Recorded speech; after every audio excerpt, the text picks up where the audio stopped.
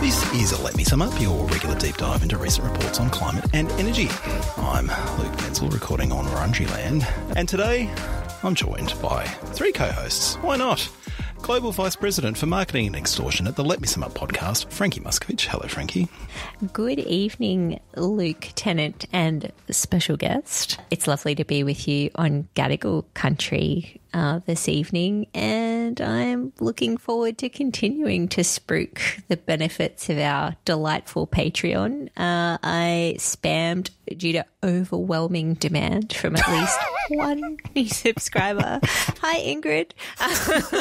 It doesn't get more overwhelming than that. Or at least it hasn't so far. But I did see much love for the little slow-mo video of my woofer Chewy posted last week. That was very validating. So we're here for it. Tennant, I believe you still need to follow through with Cat Boko. Just saying. I will do that directly after this recording session. Oh, there you go. And Frankie, are you following through off the back of that one subscriber, your promise to post weekly dog pictures in perpetuity to the Patreon? I'm more than happy to do that. I do feel like we need to be balancing puppy and cat content with climate and energy content to make it at least somewhat relevant for most of the folks that didn't join to see pictures of my dog. Well, maybe we can test that proposition with our second co-host, because we're also joined by the woman that journalists have on quick dial to disentangle the politigarble that often passes as our energy and climate debate here in Australia, Alison Reeve. G'day, Alison. Hello. It's really nice to be back. It's great to have you back. And can I say, you're not usually the lead in the article. That honour is usually given to someone making some wild claim about energy and climate. Very often these days I get to paragraph 4 or 5 and it is you being sensible, and it is a salve for my soul. Preach. Indeed. I think Alison Reeve being reliably sensible in paragraph 5 is pretty much my favourite development in journalism in 2024. Oh, well, thank you very much. I do try and stay anchored in the reality-based community. Somebody's got to. Anchored in reality. Yeah, can we say that about our final co-host? Brutal. I'm joined by a man as sick of waiting for Australia's carbon leakage review as I am of coming up with amusing introductions that reference the absence of said review. And is now writing fan fiction of it instead. G'day, Tennant. Look, if a thing is worth waiting for, it's worth waiting for. And I will continue. My heart will go on. I will wait, not like Miss Havisham in Great Expectations at an increasingly dusty wedding reception table for 5 or 6 decades. I believe it will be a much shorter wait than that. And I continue to have a ball. CBAM. My heart will go on. That's Titanic, right? Yes. Yes. Yes. And I'm emphasising the aspect of that where a life fully lived followed the adventurous events of 1912. Rather than the CBAM losing its grip and slipping gently into the icy waters. Well, of course, I would give up my place on the floating door so that CBAM could go on. I will, Leo-like, slip beneath the waves should that be necessary. I'm so concerned for your welfare right now in this conversation. Like, I started this conversation wanting to see where your, like, secret CBAM tattoo is, but actually I'm just, like, generally a bit more concerned. What a private and personal question, Frankie. Hey, we know each other pretty well by now. Like, I feel like if you have secret tattoos, we should at least know they exist. Do you guys want to get a room and Luke and I will just do the podcast? We really have been talking about this for too long, too many times. Come on, people out there. All right. On this week's show, we take a look at Australia's new, improved, slimmed down and, dare I say, sensible hydrogen strategy. But first, a couple of weeks ago, the Institute for Energy Economics and Financial Analysis, or IEFA, released some fresh analysis which investigated the impact the federal coalition's nuclear energy plans will have on household energy bills. And then, just last week, federal opposition leader Peter Dutton delivered a speech which was billed as providing some much-needed detail on how the rollout of nuclear reactors would actually be achieved. So, Tennant, what do you reckon? Has your opinion about this nuclear gambit changed now that you have all this new information at your fingertips? Oh, I'm not sure if one person can stand against the flood of new information that is just washing over my head like Leonardo DiCaprio slipping beneath the icy waves of the Atlantic. I do not, in fact, know anything more than I did before. If it is imaginable, the speech by the opposition leader, if anything, subtracted from our knowledge of the policy, it didn't even contain as much information about the policy as the one-page media release that accompanied the grand unveiling some months back. And the IEFA report, broadly, the speech says nuclear is great and it's going to save you money, unlike the terrible renewables only, never going to happen policy of the current government. And the IEFA report broadly says nuclear is economically terrible and it's going to cost you money and break into your house and eat your breakfast. But the IEFA paper suffers from the problem that almost nothing is known about the coalition policy. And if you're going to try and estimate the cost of it, you basically have to invent the policy and then model your invention. And so you can take issue, and I will shortly, with some of the assumptions that IEFA have made in having a go at modelling it. But it does highlight that there's a bit of a vacuum there, and that's not IEFA's fault. Yeah, the IEFA contribution is probably less useful as a reference point to say, your energy bill is going to be 660-something higher in X year because of nuclear, and more useful to actually read through it to understand the process that they went through to arrive at their assumptions, because it actually acts as a wireframe for a pretty reasonable discussion about some of the challenges you have with rolling out nuclear in the country and how it could plausibly interact with an energy market and an energy governance arrangement that is constructed like the one that we have here in Australia, right? Yes. Well, so just a couple of very quick facts, and then we'll get into the speculation. The policy statement from the federal opposition is there'll be 7 sites which have got or have had coal generators on them. That's some amount, but we don't know how much, of nuclear generation, but we don't know of which technology, large scale or small modular, will be built on. Maybe by 2 of them by 2035 or 2037, with 100% government ownership, costings to come, everything else to come, and some amount of transmission won't be needed. It's a bit vague how much transmission won't be needed. And there'll be more gas generation of some sort for some period in some amount. And the cost of all this will be spread, or the nuclear bit will be spread over the 80 years that these generators will last for, and it's all good. Don't you worry. That's basically it. I don't think there is anything else that is known. Oh, apart from a grab bag of incentives for communities to host the things. So what IEFA have done is say, well, let's look at the last few Western economies to build new nuclear plants. How much did it actually cost them to deliver it?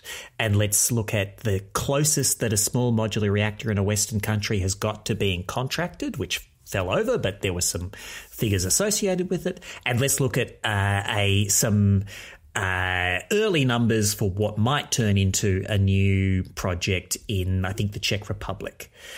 And then let's extrapolate all of that to Australia. 7 sites, 7 reactors, make up a number for what the gigawatts to be built are. And then the coalition have said this would both be 100% government owned, but also be fully commercial, make its money back in the marketplace. So if that was to be true, how much would electricity prices have to rise by to cover, or what level would they need to be at to fully cover the costs of those reactors? And because all the reactors that have been built in all the Western countries so far, or costed in somebody's actually trying to do a deal and not just do a brochure way, because all of those have been big numbers, what you arrive at is, well, wholesale electricity prices would need to rise a lot. And it would be somewhere between doubling and tripling wholesale electricity prices, and that'd raise household electricity costs by somewhere up to $1,000 a year, depending on where you are in the country. And that's most of it. There's some other stuff in there, but that is most of it. And there is one big problem with that process and estimate. But does anybody else want to nominate what the one big problem with that estimate is? Well, I confess I haven't looked through the IEFA report in any detail, but the question that arises to me is whether they quantified the cost of what happens in the interim before getting, nuclear up at scale, which is presumably 10 to 20 years off. So the cost of keeping coal operating, all of that. Is that factored in as well? That's not in there up to $1,000 a year. What happens in the interim absolutely matters. And if we were relying on a mixture of coal payoffs and gas for bulk energy, not just flex, gas for bulk energy would be stonkingly, eye-wateringly expensive during that period. That would not be great. Using it as flex when you've got to, that's fine, and that's part of the current plan too. But if you're getting bulk megawatt hours from gas with a fuel cost of $12, $14 a gigajoule, that turns into a very high electricity price number. So that's not core to their estimate. I think the problem is just that, yes, a bunch of incoherent stuff has been said, incoherent and implausible stuff has been said by the coalition about how this is going to make money, but no, it isn't. Under any, there is nothing in the current electricity market design or policy design that would enable a very expensive nuclear power plant to make its money back. The Commonwealth would just take a very long, very cold bath and lose most of the money that it invested in these things. The more expensive they turn out to be to deliver, the more money the government, that's the Commonwealth of Australia, would lose. But there's just no mechanism to force electricity prices up from the nuclear plants themselves. They would run at a huge loss. And that would be, if you're building 7 of them and you built them as expensively as the UK is building Hinkley Point C, and I don't know, can we exceed the UK in mismanagement of major projects? I'm willing to believe in Australia's ability to outdo the mother country. We just beat them in cricket. Come on. Yeah. Do we want to set that threshold test for ourselves? So, is the point that, we're all going to be paying for this, but it's probably through our taxes, yes, not through our energy bills, right? So, at the fuller scale, the most pessimistic of those assumptions, that would increase the national net debt to by an additional up to 10% of GDP, or by super dodgy back of the envelope numbers. Maybe only as little as 1.5% of GDP. Where's your report saying that? And I reckon you could make a couple of headlines next week if you release that. With a few introductory paragraphs. I cannot overemphasize how dodgy those numbers are, but they're less dodgy than the complete absence of any credible numbers from the people proposing this policy. Are you using gen cost estimates for the... Oh, see, that's the problem with your numbers, Tanner. You're using gen cost. Oh, no, gen cost is generous. That's true for generous. So we'd be spending... So on a gen cost estimate, 7 plants, say 11 gigawatts, just pulling a number out of the air because there's no number from the coalition. That would be $87 billion of capital investment, assuming that all of them are built at like an nth of a kind, mature build-out cost, which is not going to happen. Or it could be $306 billion if it was like 7 Hinkley Point Unit C scale disasters, economic disasters with no improvement along the way, which could happen because if we're like building them in like vastly disparate parts of the country with no transfer of most of the workforce, like sky's the limit in terms of how much we could screw that up. But it'd be somewhere between those numbers probably. And like that's quite a lot. Then how much of that gets lost? You've got to pull some assumptions out of your rear end for what wholesale electricity prices actually would be, but a lot of the time they'd be pretty low because there's a bunch of existing renewables that are bidding down existing wholesale prices much of the time, an increasing portion of the time. So say they lose half the investment, maybe more at the high end of those investment costs, then that gets you to some reasonable percentage points of GDP numbers. And that'd have an impact. Real economists, not me, would be needed to opine with any kind of credibility about what the impact of an extra like 1% to 10% of GDP in federal net debt would be. But it's the kind of thing that people in the coalition used to worry about, and maybe they would again. That's before you factor in transmission as well. Like this has all been sort of sold on the idea that you don't need any new transmission. And I think particularly when you take into account that you have to do something between now and 2035, you are going to need new transmission because the transmission that is there is going to be full. Mm-hmm. So you're either going to have to upgrade existing lines that you've got or you're going to have to build new ones, particularly because I think one of the sites they were talking about was South Australia. And South Australia only imports about 4% of its electricity at the moment. So you stick a great big nuclear power station there, it's going to become an exporter, only it's not going to be able to export because there isn't sufficient capacity in the 2 transmission lines that we've got connecting South Australia to the rest of the grid. So you will need more transmission or you have to spill a whole lot of that energy, and neither of those make your economics any better. Are the coalition contesting the idea in any meaningful way that we will need more investment in transmission? Because like some of that is down to electrification of transport and households and things like that. I wonder if their contention is, well, that stuff's not going to happen. No, I don't think so. I actually think it just hasn't been fully thought through because it's initially a very attractive idea that you just put these things that behave like baseload in exactly the same spots where we had the stuff that used to be baseload. Yeah. And then everything will be hunky-dory. And it's just this kind of sort of retro-futurist idea. You know, it's the power system that if you had a time machine and you went back to the 1950s, you might build.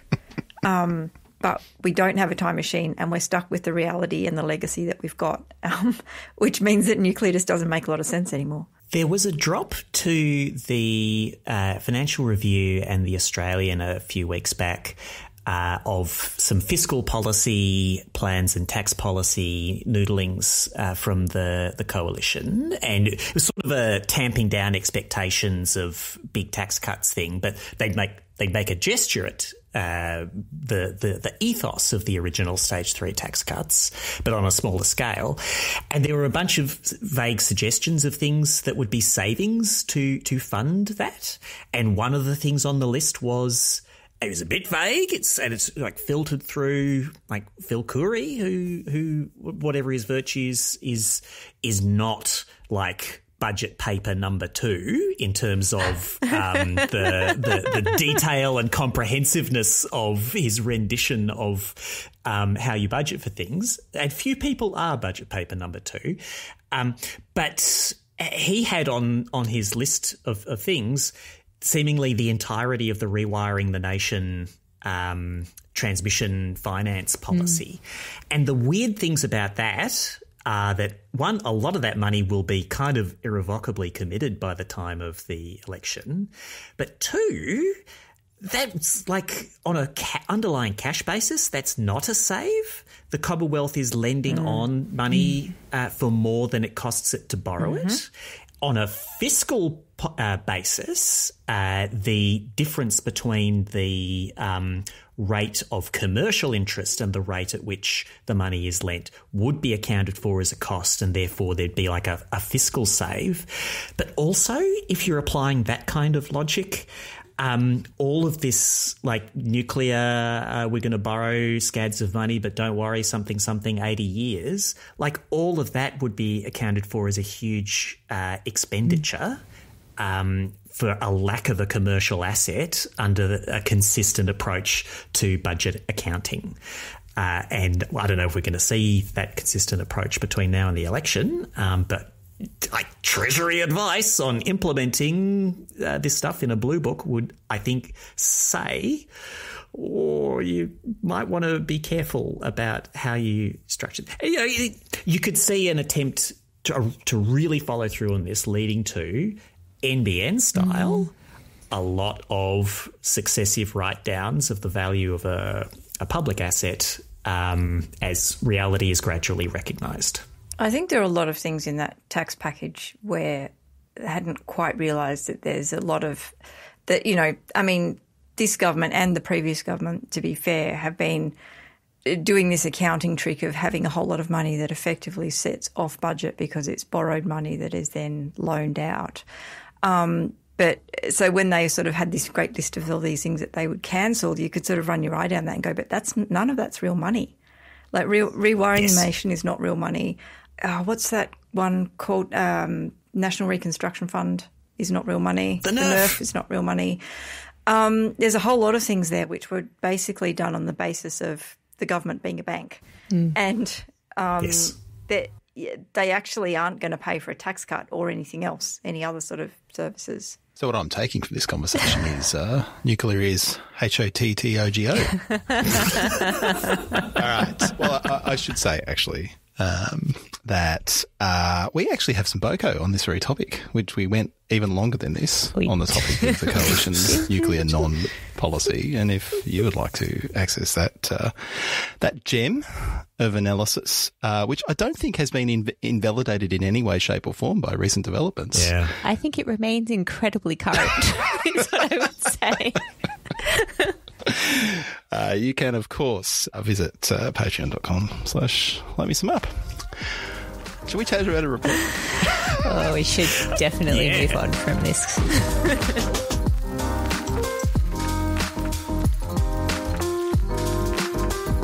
Back in 2019, the Morrison government released the first National Hydrogen Strategy, a document that put an early stake in the ground on hydrogen's role in the net zero transition.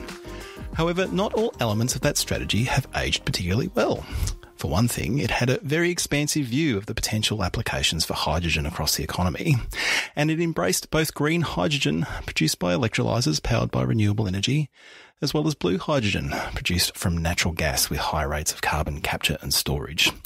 Well, that was 5 years ago, and this is now. And the Albanese government has released a shiny new hydrogen strategy that knocks off some of the barnacles and clarifies the government's focus in terms of both production and deployment. On production, this new strategy zeroes in on green hydrogen, and on deployment, it narrows the focus to the areas the government thinks hydrogen has the biggest role to play in both domestic decarbonisation and emerging export markets.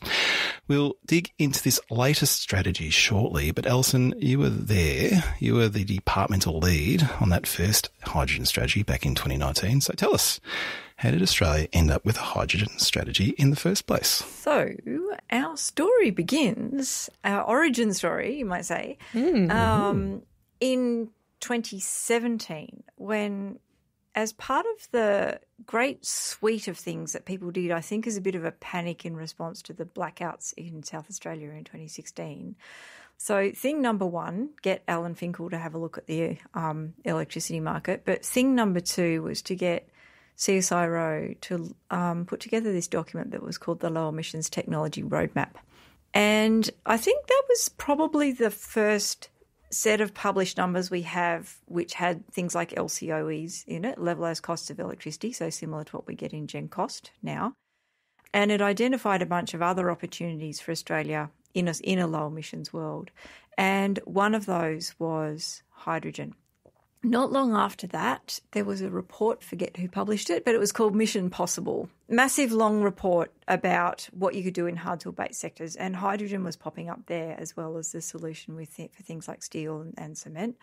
There was a project kicking around, which is still there in one form or another in Victoria, to turn brown coal into hydrogen and ship it over to Japan. So there are sort of a number of things where people were, I think, spurred on by net zero, at least in the broader world, kind of going, this hydrogen thing, this might be a bit of a thing. When Alan Finkel finished his electricity review and handed that over to government, he had sort of heard through the consultation process of that a bunch of people saying, this hydrogen thing might be a bit of a thing. He was having a chat with the Energy Minister, then Josh Frydenberg, and said, look, I think this hydrogen thing might have something in it. And Frydenberg, I think, probably mentally went, Alan, can't deal right now. Got energy market to reform. You've just given me 50 recommendations to fix the energy market. And so he said, Alan, why don't you go and write me a paper that I can take to the other energy ministers to talk about it? And Alan took this very seriously and sort of put this group together. And I was the person in the bureaucracy who got tapped to help write it. And what I got out of this group of people, some of them were from gas networks, some were consultants, some were from CSIRO.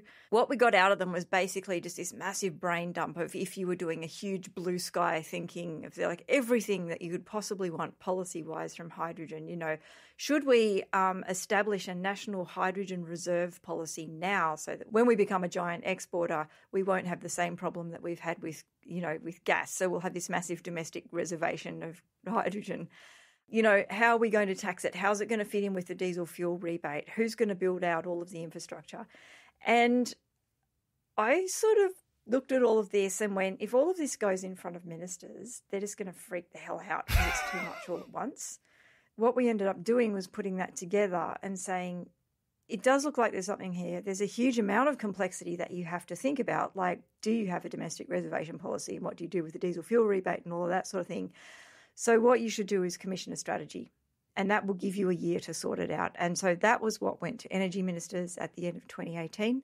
They agreed to it. They said, sure, go away and spend a year writing a strategy. And so that was what we did in 2019, and that was the first hydrogen strategy that came out. Can you give us a bit of a vibe on what some of the key sort of characteristics that were embodied in that strategy? Like, what was it saying? I think it was trying to do two things, and I think there's still some echoes of this in the new one. So some of it was trying to sift through that complexity and say what would be the first steps that you would take on any of it. And the other thing I think was trying to be a little bit of a prospectus that could be waved around overseas that said Australia is serious about this. I think the vibe was very much focused on at the centre of gravity at that time. Well, it's weird to say centre of gravity for hydrogen because it doesn't weigh very much, but the centre of gravity around activity on hydrogen was very much in North Asia. It was Korea and Japan who had both made these big commitments to import hydrogen. And so a lot of Australia's thinking was, hey, we sell those guys coal and gas now, so we'll just sell them hydrogen instead in the future. It was quite sort of simplistic in that way. And then everything else was just kind of a bit of a bonus. We didn't have that many electric vehicles at that time, so hydrogen cars still felt like it might be a thing, particularly because California actually had a lot of hydrogen cars at this stage. And then there was also quite strong vibe around using hydrogen instead of natural gas, so putting it through networks. And the way that this was kind of thought about was this idea of sector coupling, that hydrogen would be the fuel that allowed you to move energy between the transport sector, the electricity sector, and the stationary energy sector. And that's another idea that's just completely gone now. Everyone's actually realised, no, it's all electricity and some bits on the side for other stuff. So that was kind of the vibe that came through it, that hydrogen was kind of the central way that you would move and shift energy between different sectors, and that a huge part of it would be an export story about selling to the north of Asia. I had a bit of a glance through the 2019 strategy as we were preparing for this episode, and it was a funny mix of just 1950s optimism about how we're going to have this amazing hydrogen economy, but also like in a way that allows us not to change very much about our actual economy. Yeah. It was this interesting, like incredible optimism, but also kind of status quo bias as well. I think that was a lot of that was very politically appealing as an idea. And I mean, one of the things about that hydrogen strategy was that it didn't matter what side of politics and what side of the energy transition you were on, you could find something in it to like. That, I think, allowed it to, to survive a changing government. It allowed it to get through an energy council that was otherwise extremely dysfunctional. And it allowed even fairly diehard climate skeptics or fossil fuel enthusiasts like Matt Canavan. You know, Matt Canavan signed the intro page for it, right? Yep. Because there was enough fossil fuel action in there for Matt Canavan to come on board. So, yeah, it very much, I think that was just the vibe of where we were in 2019. There was a quote that Alan Finkel loved to trot out. I think he trotted it out before the hydrogen report, but he definitely trotted it out during it, from Giovanni de Lampedusa's novel The Leopard. Everything must change so that things can stay the same. Which is a great quote from a great work. That's great. Yeah. I mean, I think part of it was it kind of was the first crack at that story that's become very prevalent now, which is that Australia can prosper in a global net zero world. Mm-hmm. It was the first go at that, and that was sort of saying, hey, things will largely stay the same. And if anything, it's a narrative that's obviously evolved a lot, and there's a lot more focus on green hydrogen these days, but key state governments have picked that up and run with it with gusto, and to a degree gotten ahead of the federal government, in fact, in terms of, you know, the level of energy enthusiasm and also just rhetorical heft that they put behind hydrogen as like a key component of what they see as their economic future, right? Mm-hmm. There was a lot of competition between the states in 2019 because they all wanted to get a piece of this pie, and that was actually something that was quite hard to balance across the strategy, was to explain that some states actually probably had more prospects than others. Because as the Commonwealth government, you can't say, you know, I'm sorry, no, I won't name a particular state, but you don't get a prize in this particular tombola, right? It's and I think it was sort of another version of that same arms race that we saw in renewables for a while as well, is that if you can get in early, you get the jobs and you get the economic development, and their state next door does not. There's echoes of that in this updated strategy as well, where it looks like they've, you know, basically handed the pen over to each state and territory to write their own one-page promo about their kind of elevator pitch for the hydrogen economy. I always get quite frustrated because I'm an old man who gets the newspaper delivered to my house on the weekend. Oh, old school. How old school have you lived? And there's these days, which was not the case when I was a young man, they have like 4 pages of Harvey Norman ads, like every 3 pages, and it felt a little bit like that reading this strategy when I got to the bit of the strategy, which is like New South Wales saying how fabulous its hydrogen strategy. Now it's Victoria's turn to tell us how fabulous its hydrogen strategy is. New South Wales has gone completely mad. Come down for our bargain hydrogen wonders.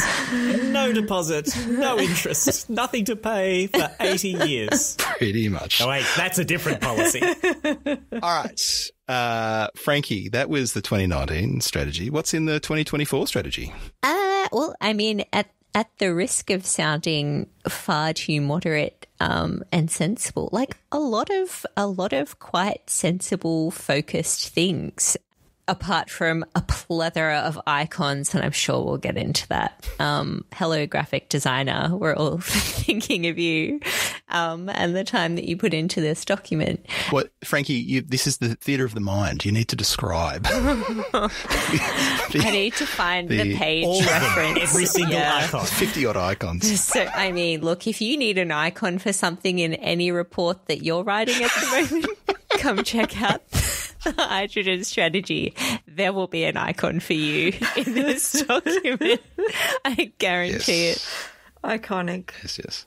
There's a carbon leakage icon. Yeah. Love it. It's so good. But it is structured like a real deal strategy. There is a vision. The vision is for a clean, innovative, safe and competitive hydrogen industry that benefits Australian communities and economy, enables our net zero transition and positions us as a global hydrogen leader. So broad-ranging but quite clear. And then there are a series of there's 4 objectives and a bunch of supporting actions. The objectives go to supply, to demand, and the sectors that hydrogen is primed to help decarbonise. A section on community benefit, and then one around trade, investment, and partnerships.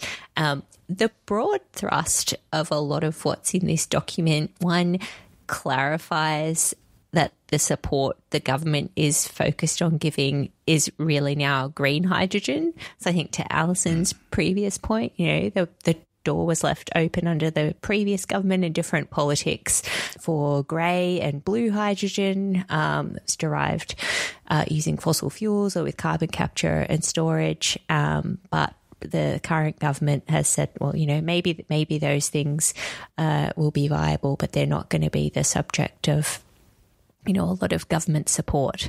To that point, this strategy is also the home, really, for a bunch of, stonkingly big spending and support measures that were announced through this year's budget. Alison and I were in budget lockup in Canberra this year, going through the much beloved budget paper number 2. And there are, really significant things like production tax credits on the table for hydrogen. So the strategy articulates a place for all of those measures. I think one of the other really significant things that both is in this strategy and then things that are not in this strategy, where they think the focus of hydrogen in terms of its domestic use would be most concentrated and have a viable future. And they're quite specific then about that. They talk about green metals, obviously, and those production tax credits are linked to that. They talk about ammonia production.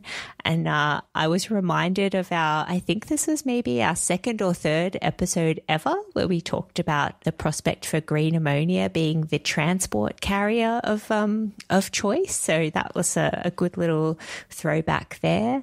It talks about long-haul transport, although it's not super definitive about the potential future there, given the progress in batteries. And then it identifies a role for power generation and grid support. But what it does not acknowledge a role for, or certainly wouldn't be supporting, wouldn't be getting government support, is, applications in light transport and vehicles, like that's battery EVs all the way. And low-grade heat and sort of a gas grid blending, so homes and businesses for use in buildings. So there's a series of actions against all of those objectives. But I thought, on balance, it's pretty sensible. It presents, a really good focus of where the more likely and plausible use cases are going to be. One of the things I really appreciated about this document was its clarity about hydrogen's role relative to electrification. Mm-hmm. And they're really explicit about that. And I was interested to see if electrification figured in the 2019 document. So I went and did a search for electrification. It appears once in the 2019 document, and it's referencing the work of the group that released that report that Finkel led in 2018, which is talking about how much plausibly cheaper it could be if we used hydrogen in the gas network instead of electrification. So I was taking a very different take in the 2019 report, but didn't really wasn't really considering, in any kind of depth, the relative merits of hydrogen as an energy carrier versus direct use of electricity in various contexts. To be fair, like the evidence base has accumulated very significantly since then. And so the people writing on this report had a whole bunch more evidence to draw on. And in many cases, the cost curves for some of the key technologies have come down significantly as well. So the story's a lot clearer, but that has enabled them to be very specific about the context in which hydrogen makes sense, which is in, as you say, it's industrial for high temperatures, and as a feedstock, it's in transport for heavy duty and long haul transport, and in electricity and energy for peaking generation, potentially, and for load flexibility and maybe long duration storage, which is really helpful if you're a government trying to put together a policy for promoting the use of hydrogen. Because if hydrogen is plausibly doing everything, like, where do you focus? But this narrows the focus to a few things that we've got a relatively high degree of confidence that could make a contribution to, and you can lean into that. I think it's worth pointing out too that even though the focus is narrowed, producing the amount of hydrogen that you would need just to green the hydrogen that we make from natural gas now for ammonia plants is like at least an order of magnitude more than we're capable of producing from green hydrogen at the moment. Like it is actually a really large amount of hydrogen, let alone getting into doing green steel and green metals and so on. So even though that focus has been narrowed, it is still actually a really bloody big task to build an industry that's capable of delivering that much hydrogen. Yeah, and there's some numbers in there. So one of the other things that is new in this edition is concrete, not binding, but concrete numbers for how much hydrogen manufacturing capacity and output and exports we intend but do not guarantee to have by 2030 and in 5-year increments out to 2050. And those numbers, like, I think the report does, or the strategy does pretty well at characterising what those numbers are and what goes into them. But the hope is to have between 0.5 megatonne per annum and 1.5 megatons per annum hydrogen output by the early 2030s. By 2030, but, we could give that a little bit of space, and 15 to 30 megatons per annum by 2050. And those are huge numbers. They think that the concrete supply side incentives, the hydrogen production tax incentive, $2 a kilo of hydrogen made from projects that get final investment decision by 2030 and make hydrogen from 2030 to 2040, plus the hydrogen head start, more generous grants or semi-production credits for up to 6 early projects. They think those things could get 10 to 20 large-scale projects going with 5 gigawatts of electrolysis capacity, making 1 million tonnes per annum by the early 2030s. Like, maybe they will. We'll have to see. It is possible that very much less is actually up and running by the early 2030s, and it'll be a while before we have a really clear sense. Yeah. I mean, you're right. This is no renewable energy target. There is no legislation associated with these targets, and there's no entity that's required to meet them. But what they do is they set a level of ambition, and it allows governments to build policy with a view to meeting those targets, and also just track progress, right? Give us a sense of whether we're on track. The other important target is that there is a specific export target associated with that. That's just for 2030. And I think it's 0.2 million tonnes is the base target, with a stretch target of 1.2 million tonnes of renewable hydrogen, which would be quite an achievement. I mean, I think some of the purpose of those targets too is that they act as an international signal, so that they are probably more there to try and attract international investment than they are as, like you said, Luke, as a RET-style target, which was that was one of those things in sort of 2018 that people were like, oh, could we have a RET for hydrogen? It's like, well, let's make it actually legal to use hydrogen first, and then we can talk about whether it's encouraged or even mandatory. And I mean, I think this sort of comes back to the size of the Head Start program, and then also the tax credit too, is they're designed to make a big thump when they hit the table to compete with the big thumps that are being made by Europe and particularly Germany, also the US as well. And some of that is just signalling that, yes, if you are going to be a serious international player, you have to have serious money behind it. Yeah. This document is definitely not just targeting local stakeholders. It's making that pitch to trading partners and international investors that Australia is a nation you want to be doing business with. And there's a hard sell, not just on the renewable resources, but also like political stability. They're spruiking our skilled workforce. There's that really hard sell. What did you make of that? I mean, I'm sorry, I was laughing at the skilled workforce because we're in the middle of a massive skills shortage at the moment, and probably the only way we can get those skills quickly is to import them from someone else. I was going to say, we have very attractive visa settings to get people over here to do that work for us. I think political stability probably counts for something, I guess. Yeah, don't know. I'm not an international investor. Well, the other part of this is also leaning into some of our natural advantage in terms of where we're located in the world as well, right? Like the transport of hydrogen, it depends on what form it takes. And I assume we're going to get into a conversation about how much of this is going to be, exported liquid hydrogen, or how much of this is going to be green steel and the things that you make with it. But our proximity to Asia and some of those key partners like Japan, like Korea, who, have got pretty firmly stated intentions to pursue hydrogen for their own decarbonisation, would seem to put us in a very good position to be trying to access those markets first. I think that's right, but this could sort of go two ways, right? It could go a bit like the LNG market, where you kind of have an Asian market and then you have a non-Asian market, and those are slightly linked, but in some ways somewhat separate, and Australia pretty much sells into the Asian market.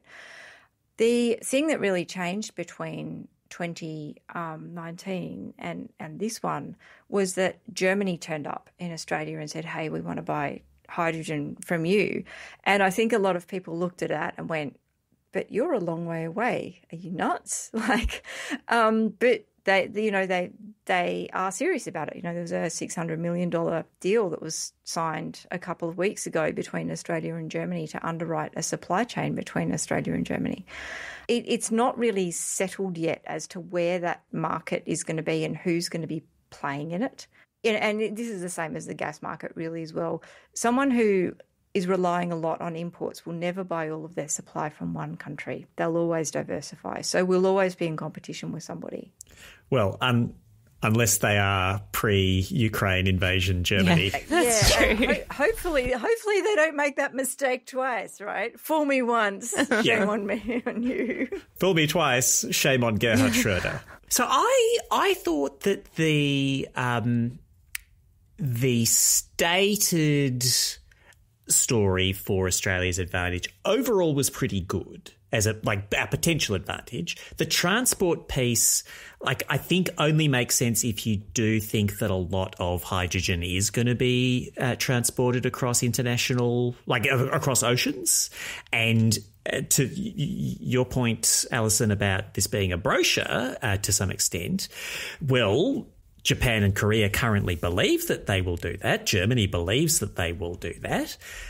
Probably for physics reasons, actually that's a bit mad, and they will come to the conclusion that they don't want to import liquid hydrogen or ammonia for use as bulk energy. Maybe they will import it for other purposes, but probably not that. That's a bit dumb.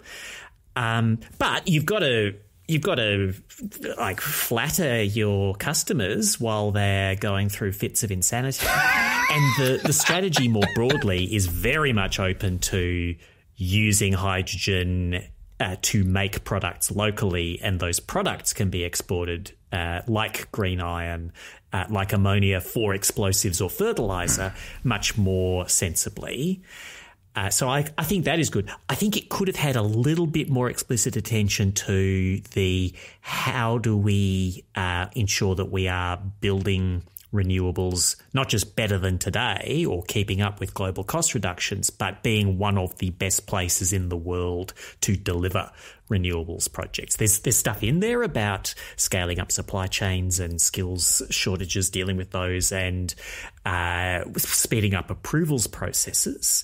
But like, there are a lot of places with wind and solar resources. Some of those places have a risk premium or access to capital that is comparable to Australia. And we've got to be at least as good as those places as a place to do building of lots of big stuff. And I don't think there's anything in this strategy that contradicts that, but I think getting a bit more explicit about the discipline required to deliver that and build competitiveness, once underlying competitiveness and not the size of subsidies you're willing to throw at it is what matters, and we're some distance from that world, then we've just got to be bloody good. I think that's right. I felt like this was a bit that was a little bit underdone, and it's probably because politically the government can't admit that anything is going wrong with the renewables rollout at the moment. And so it was just in this strategy, it's kind of like, hey, we've got the CIS and we've got Rewiring the Nation, and we're doing these, what are they called, RETAs, Renewable Energy Regional Energy Transformation Agreements, or whatever the agreements they do with the states. And so it's all hunky-dory and it's all good. And it's not really acknowledging that those are not the tools you would use if you want to build something that's maybe 3 times the size of what you're trying to do at the moment, which is what you would be needing to do to hit those big targets. Some of that might be premised on a lot of this taking place off-grid and therefore just being private projects, private generation, kind of none of the government's business. Yeah, but to me that felt a bit underdone. Well, they do explicitly say that, right? Like, they are talking about an awful lot of dedicated renewable generation and electrolyzers off-grid with industry either co-located, or they also talk about dedicated hydrogen pipelines transporting hydrogen elsewhere. I mean, that's the other bit that it still hasn't really shaken out yet, is that if you want to do big things with hydrogen, you have to make a decision about, do you want to move electricity, or do you want to move hydrogen, or do you want to move water, or do you want to move all three? And that's just an engineering optimization problem. And it's going to be really different depending on who's using the hydrogen for what, and what do they want to pay, and where are they located. And that isn't going to shake out until we start to get real actual projects. And I think that's why there's still a few things in this strategy that feel a bit wait and see, like, are we going to build common user hydrogen pipelines, for example, and have some sort of access regime for them and that kind of thing? And that still isn't clear at the moment, because it's not clear what the business model is for anyone using hydrogen at the moment.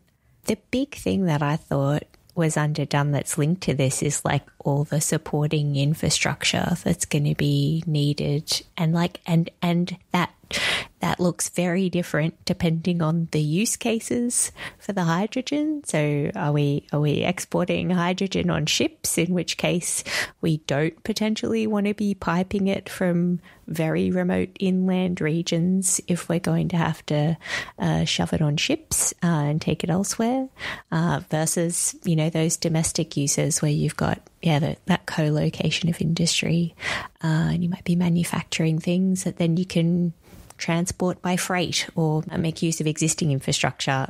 It doesn't make big calls on that yet, and it's probably right because it's still really early in the piece. But those are not insignificant, investments, and presumably there's some expectation that particularly state governments or the feds with their $120 billion infrastructure pipeline will need to have some sort of stake in as well. And the lead time on that infrastructure is significant as well. So at some point you have to make a call, because I think if you wait around for too long, you'll end up not building anything at all. I think Germany, they have form and history in making big early bets, in having supported the initial growth of, the solar renewables industry. So I think they are proud of that legacy, and I think I see echoes of that early work in what they're trying to do here with hydrogen as well. Speaking of early bets, this strategy is pretty curious about the prospects of building electrolyzers. Yes. In Australia. On my to-do list, which I never got to before this pod, was to Google where most of the world's current electrolyzers are manufactured. Yes. And would that be China? China. Yeah. Yes. Yeah.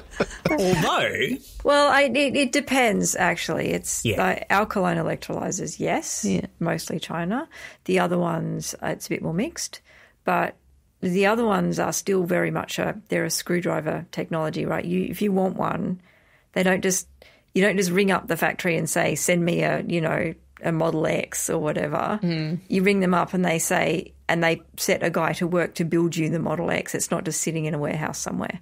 Oh. So they're still very much built by humans, not by production lines as yet. and there's some very interesting analysis that I've seen on X, formerly Twitter, arguing that while there is a huge apparent cost advantage for Chinese electrolyzers based on capacity, that in practice, Western-made electrolyzers can be very cost competitive because the Chinese electrolyzers don't work as efficiently as advertised. There's significant compromises made to achieve the cost that is advertised. Now, is that true?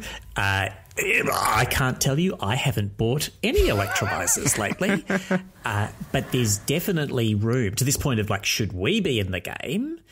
There is room for people to make electrolyzers better.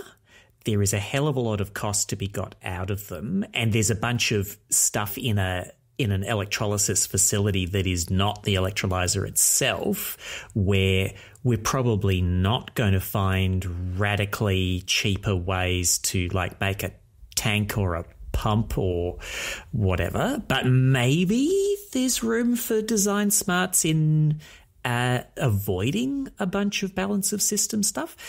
It seems like a space where we could discover a lot as people fluff around and find out, and there are some Australian companies in the mix with interesting IP for very high efficiency or other innovations. There was a company, not an Australian company, that was saying the other day that they're bringing to market the first electrolyzer that can use undesalinated seawater.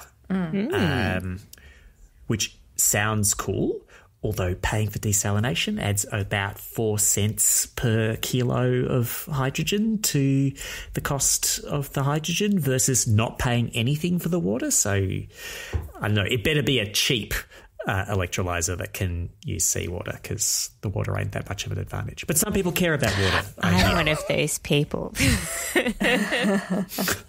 Well, I mean, that was something I think that was quite different in this strategy was the shift in emphasis around social license. So the 2019 strategy, most of the stuff around social license was around safety because that had been the big issue overseas in both California and in Korea. And so there's a huge amount of emphasis on the need for government to regulate well so that people felt safe around this stuff all the time. And in this new strategy, there's very much being a shift, which I think is because of what's happened with social license for renewables development more generally, as to how this stuff behaves when it gets into your neighbourhood, and that a large part of that has been the concern around the water because it does take water. I think the leader of the opposition raised concerns about water needs for hydrogen in the Q&A for his big speech last week. Wait until he finds out how much the mining industry uses. Yeah. We did actually in the 2019 strategy, we actually got an estimate done of water and figured that even in our most ambitious scenario, you'd be using way less water than what the coal industry uses at the moment because we wash all the coal before we put it on boats. Who knew? Well, that's nice. Yeah. That's clean coal. That's tidy. I liked the emphasis on water because I think those other environmental impacts projects are sometimes conveniently not brought front and centre in strategies like this. Although to your point, Alison, given the relativities and the size of the water ask, if you were comparing it to the mining industry, I think the strategy suggests that we wouldn't be considering water use beyond that. That's still a huge amount of water. That's still over allocated for what you need for environmental flows and so on. So, crazy. Yeah. So like that has to come from somewhere. And I think it may well be that the constraints around water do factor not insignificantly into where some of these projects go ahead as well. Because if the big renewable resources are in vast swathes of desert inland where there is no water, and you need to think about how on earth that would be feasible. That feels like a transmission line to the coast so that you can use desalinated water. Or bore water, or, so like there's all these other factors that then come into play which would have cost impacts and, other things that, and infrastructure requirements to service. So one thing I would add there, though, is that like desal sounds expensive, and our experience in various bits of Australia with wildly over budget or underused desalination plants is like, this is an expensive thing. But I don't know if this is good news or bad news. Hydrogen, making hydrogen with electrolysis is so eye-poppingly, mind-shatteringly energy intensive that the energy requirements and cost requirements to desalinate the water first are a minor add-on. And so I don't think that's comforting at all, Janet. Okay. No, particularly not if we're talking about Australian ingenuity and electrolysis driving down things like, efficiency and so on. Yeah. But, like people think of aluminium as condensed electricity, and hydrogen electrolysis makes aluminium look like, I don't know, the publishing industry. It is so much more energy intensive. It is crazy pants.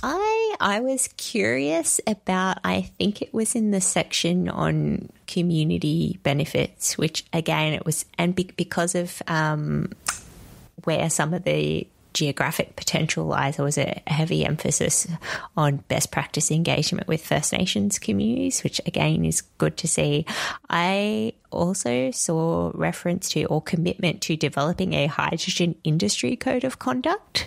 Fascinating. Do we think they're just going to shortcut and use the current gas industry code of conduct with some strategic tweaks? I think they said they were referencing the Clean Energy Council's code of conduct explicitly as something which could be used as a model for this. I think there's a few public servants in DQ that are feeling very scarred by the experience of renewable rollout and just trying to get ahead of a whole bunch of issues they can see coming down the pipeline and very legitimately learn the lessons of the things that can go pear-shaped if one doesn't think carefully about how these sorts of technologies are going to scale up. 100%. They look to be trying to get ahead of that issue before it's an issue at scale. I think one extra thing to keep in mind here is that, so we have had this experience with the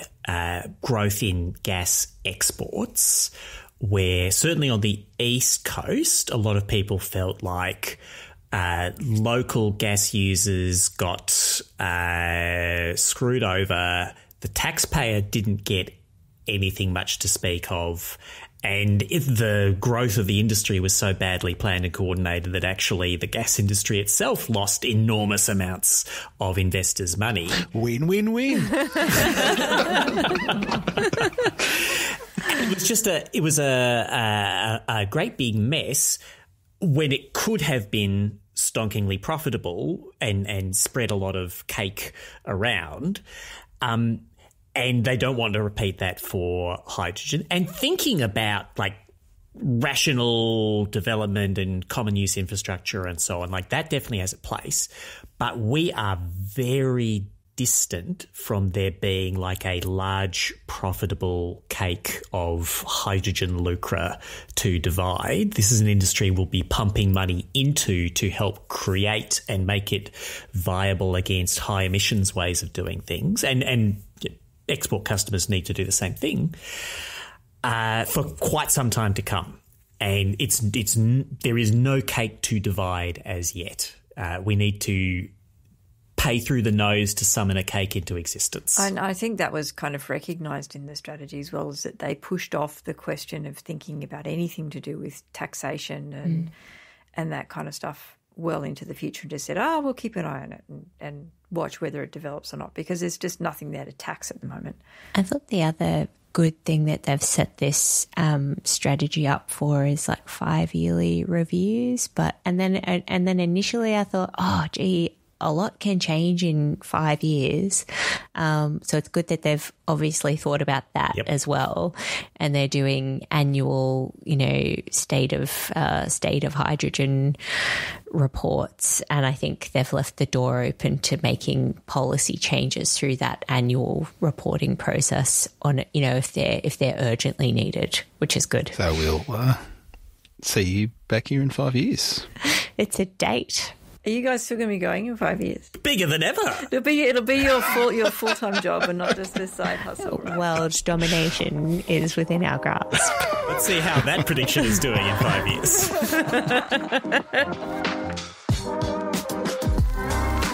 As always, we close out the show with one more thing, in which we all share something that is currently captivating our attention. Tennant, what have you got? I have an astonishing to me story out of the United States on the topic of solar radiation management, the form of geoengineering or climate intervention that tries to reduce the impacts of global warming by lightly blocking out the sun, sticking sulfate aerosol particles into the stratosphere, which is a concept that for many years has given people on the much of the climate activist spectrum the heebie-jeebies and the willies, and they've mostly been very much against it.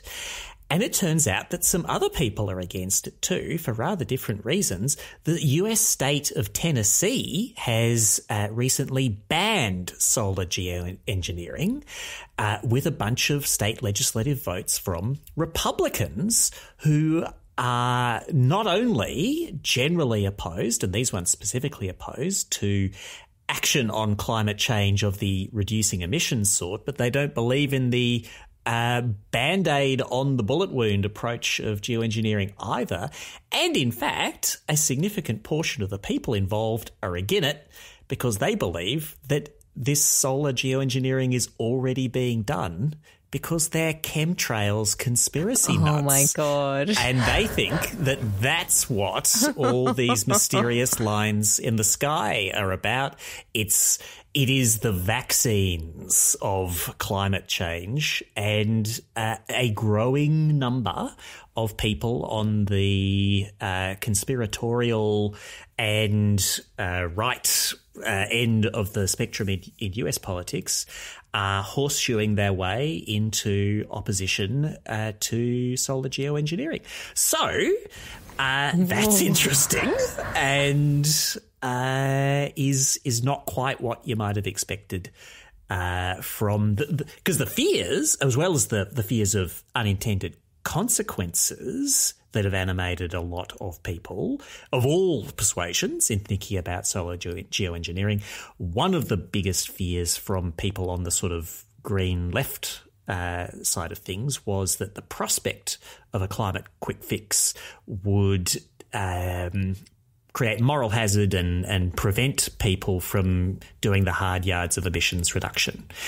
Turns out, no, you can just say climate is fake and you won't poison my air with your stratospheric vaccines, you bastards.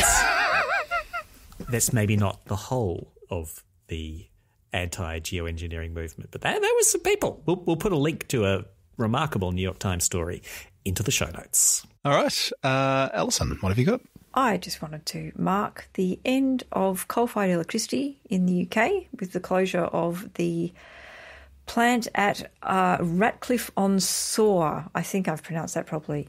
So the very first coal-fired power plant for electricity was built in the UK, and now they've got rid of their last one. I think this is actually probably of more symbolic value, given that they've got 5 nice juicy interconnectors that link them into all that lovely Norwegian hydro and French nuclear and everything else. So it's a little bit like Tasmania coming to the end of its coal journey. But the symbolic value is there in that they were the first country to do coal-fired electricity, and also they're a G7 country, so they are big. So well done, UK. The Starmer government notching up some early wins for climate change. I really don't think it was down to them, actually, but they'll probably claim it. Very good. Muscovich, what have you got for us? Well, on the theme of global news, but going to be experienced a little more locally, I wanted to telegraph that Australia, specifically Gadigal Country in Sydney, is hosting the Global Nature Positive Summit next week, from the 8th till the 10th of October. There is a fantastically detailed program of very eminent and amazing speakers and topics to look at. So I'll post a link to that.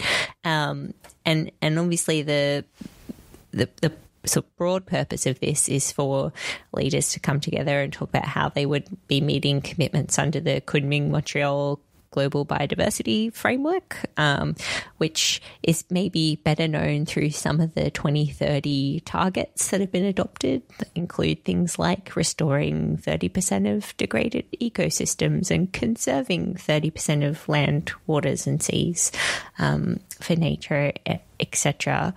The domestic backdrop to this is a little different, though, obviously, because we, are still in a situation where the government hasn't been able to secure enough support for the passage of any of its nature positive reforms, and we have checked in on that in several pods along the way. Both myself and Tennant had expressed skepticism about where all of that was heading. So it's going to be an interesting week because it also falls in a short sitting week for the Parliament as well. So it'll be interesting to see whether there's any big push to make a deal to get something over the line on the standing up of the EPA and EIA, but it's still looking as fraught as it did a couple of weeks ago, and not too much murmuring of deals being made. So that's going to present a weird situation for optics and potentially might result in the rolling out of some big spending commitments on stuff, or, as I think Alison suggested earlier, some cute fuzzy animals to be snuggled in photo ops. If you, dear listener, have a nature-related initiative or, calendar, anything that a minister could stand next to, your week is coming. A cavalcade of baby wombats going across the Pinlock Bridge. Yeah. I mean, we just a little, but I think it's a big deal for Australia to be hosting an international summit like this. So I think it makes the contrast of the lack of the legislative progress a little bit more acute. All right. Want to watch how they navigate that particular scenario. Very quickly, my one more thing is to note once again that our friends at the Currently Speaking newsletter are putting on a trivia night on Wednesday, the 23rd of October in Melbourne. That's the evening between day 1 and day 2 of the famed All Energy Australia exhibition and conference. So there will be a link in the show notes. So you can buy a ticket to that fun-filled evening. But as a Super Summer Upper, if you are indeed a Super Summer Upper, you have an exclusive opportunity to join the LMSU trivia team, which will include such luminaries as Tennant Reid. Ahoy. Alison Reeve. Who else? Are you coming, Luke? Yeah, I'll be there. Luke Menzel. Wow. He's great. but perhaps not Frankie. I have so much FOMO. I have to be in Townsville of all places for work that day, and the flight situation. If anybody has an experimental rocket plane that they could lend, Will be much appreciated. Hydrogen powered. or nuclear powered, we're technology neutral here. That is true. Hey, I value my Mr. personal Fusion. safety here. Flux capacitor. Are one of you going to road test this before sending it to Townsville to pick me up? You've had 2 children already, Frankie. Your genetic integrity is of less concern to you now. Anyway, Frankie may or may not be there, but Mark Spencer, who edits this very podcast, will be with us, as well as other luminaries. But we do have, I think, now 4 spare tickets for our trivia team. So to be in the running, you need to fulfill some requirements. First, you have to be a member of our Patreon. Second, you have to know where our Patreon is, which is easy, patreon.com/LetMeSumUp. Third, you have to wade through the dog pictures and videos on our Patreon to find the post where we are running the competition. It's not that Join many. our trivia Come on. team. Luke is exaggerating. Reply to that thread on the Patreon website and answer this simple question in 25 words or less. What novel strategy should Tennant employ to get the carbon leakage review second report released? And as we have said elsewhere, the 3 most creative, least illegal answers get a free ticket. And you can join the team, the LMSU team, for the ultimate energy trivia face-off. And of course, if you are a super summer upper, you should join up to our Patreon. You should. $10 a month. And I think there's an annual rate now, which is about $100 a year if you're inclined. You can't beat that value. Well, it is pretty good value. It's like paying someone $5 to read a paper on your behalf. Like, come on. That's not That much. is true. Yeah. It's like in Canberra these days, that's a cup of coffee. Listen to the sensible lady in the news reports. There you go. and That was sign me. up. Paragraph 5. I got called that nice lady from the Grattan Institute by a shock jock the other day. So Doesn't sound very shocking. no, off he their went on a game. big rant after that about coal and how great it was. But yeah, Okay.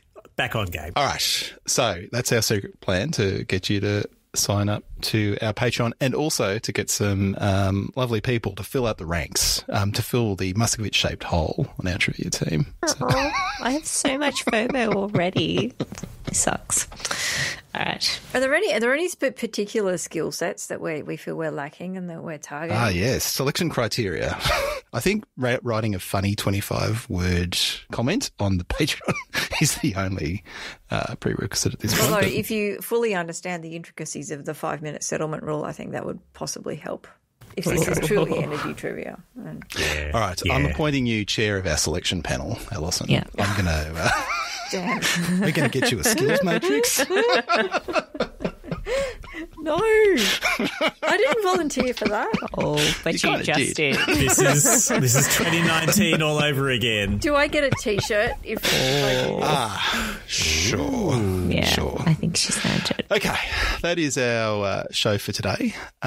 We have an email address, Alison. Do you remember what it is? I believe it is mailbag@letmesumup.net. Yes. Oh, yeah. Boom. Yes. Well done. What a pro. And that's where people should send stuff. What should they send there, Alison? Papers, reports, feedback, pictures of their dog if they want to rank it against Frankie's. Okay. Yeah, whatever you like, really.